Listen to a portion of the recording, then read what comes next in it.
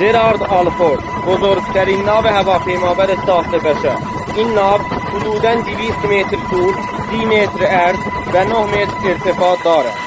این ناو توسط آمریکا ساخته و طراحی شده است و در سال 2018 وارد خدمت شده است و حدوداً 4500 نفر خدمه دارد، یعنی یک شهر شناور در دریا.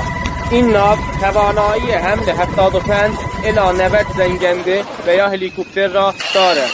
این ناو به خلق توان هسته‌ای خود حدوداً 25 سال بدون سوختگیری میتواند در دریا بماند و هزینه ساخت و طراحی این ناو حدوداً 18 میلیارد دلار می باشد. لایک و سابسکرایب یادتون نره و به نظر شما چرا آمریکا برای نیروی دریایی خود مبالغ هنگفتی هزینه می کند؟